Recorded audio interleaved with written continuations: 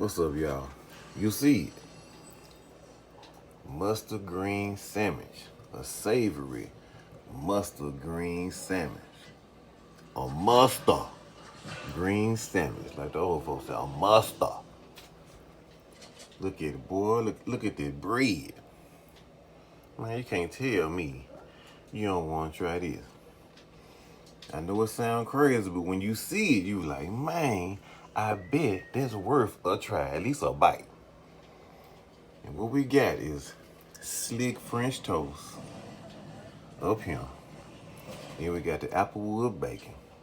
And then we got the Dijon sauce up in there, which is Dijon mustard creme fraiche and some green Cholula. Then we got red onion. We got the mustard greens. And we got some Gruyere cheese.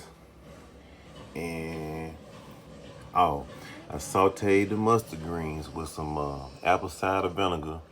Then I throw some honey up in there to offset that bitterness.